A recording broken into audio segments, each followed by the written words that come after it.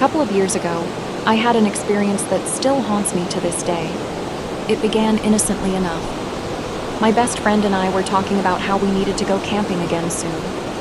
We both loved the outdoors and made it a point to camp at least a couple of times a month. It was late November in Virginia, a time of year that can either bring unseasonably warm days or biting cold nights. That particular year, it was the latter, bitterly cold. Our girlfriends had recently started teasing us about never taking them camping. They didn't understand that we often chose harsh, primitive conditions for our trips, cold, wet, and rugged. Surprisingly, they insisted they wanted to join us this time, which was shocking. Normally, we'd never have expected them to endure such rough conditions. Secretly, I was excited they wanted to come along. So, we made plans for that weekend. Saturday rolled around, and we were packed and ready. We drove 2.5 hours west into the mountains to our favorite camping spot. As we got closer, the temperature dropped, and it began to rain. I could tell my girlfriend was nervous about the dwindling daylight and the thought of setting up camp in the wet, freezing conditions. My best friend and I reassured her that we'd done this many times before, and that everything would be fine. We arrived at our secret spot just as night fell. It was a scenic overlook that offered breathtaking views of the mountains during the day.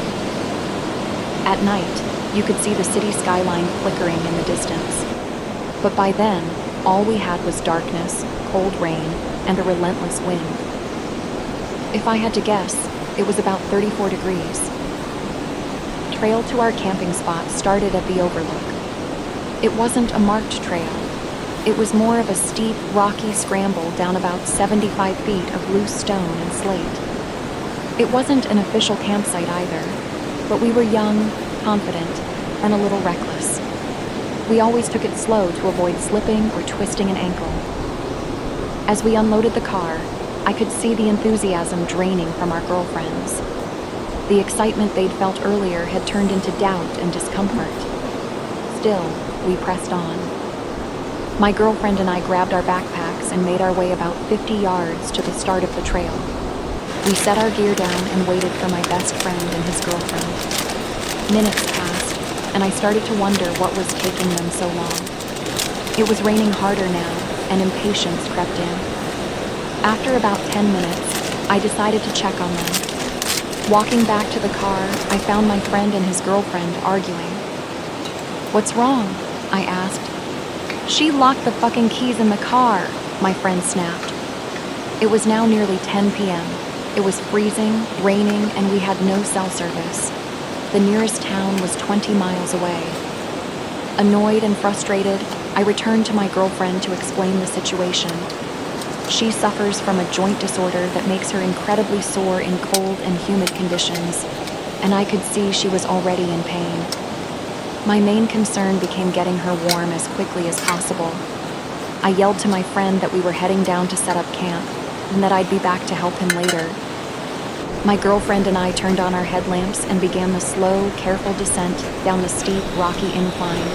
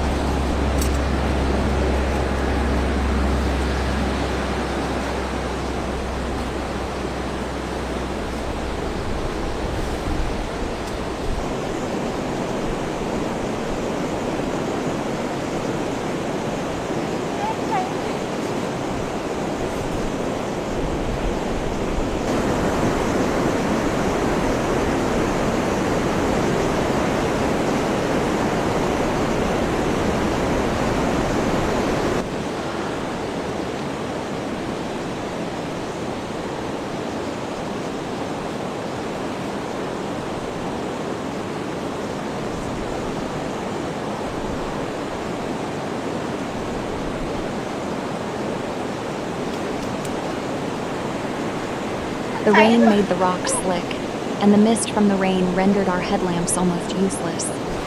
The light illuminated the fog around us, making it difficult to see.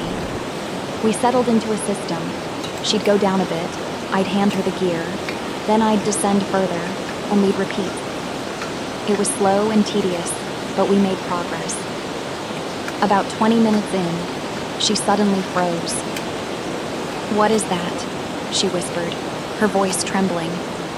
I followed her gaze.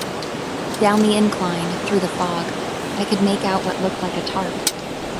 "Oh, hell yeah. Free tarp," I joked, trying to lighten the mood.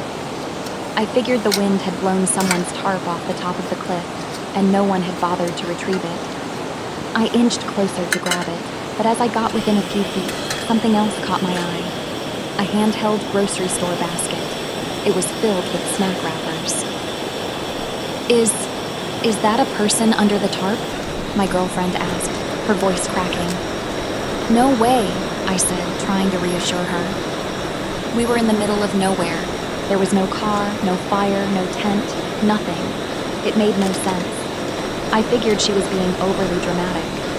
I stepped closer, my headlamp shining directly on the tarp. And then it moved. We froze. My mind raced. Was it just the wind? My eyes playing tricks on me? But no. The tarp moved again. Someone was waking up underneath it. My heart pounded as I turned to my girlfriend. "Run," I whispered. Before I could finish the word, she was already scrambling back up the incline. I followed, adrenaline fueling every step. Behind us, I heard the sound of stones shifting. Whoever was under the tarp was awake and moving. Halfway up, I stopped, turned off my headlamp, and listened. I could hear the person shifting rocks, walking around. They were up and moving, but they weren't saying anything. "Are you okay?" I called out. "Do you need help?" Silence. "Hello?" Still nothing. Panic set in, and I scrambled the rest of the way up. When we reached the car, my girlfriend was in tears. We told our friends what had happened, and they were just as freaked out, especially since we couldn't leave without unlocking the car. The rain picked up, and we huddled under a tarp while my friend wandered around trying to get a signal. I stared at the trailhead, terrified the person might follow us. Finally, my friend managed to call a locksmith. When the locksmith arrived, we explained what had happened. His face grew serious. "Get the hell out of here," he said. He then told us about hikers who had gone missing in the area, some of whom were later found murdered. We didn't camp that night. We packed up and drove home in silence.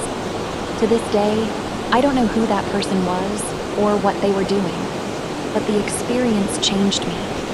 I don't camp in unmarked areas anymore, and I never set up camp at night. I learned the hard way that in the wilderness, humans can be far more dangerous than the elements.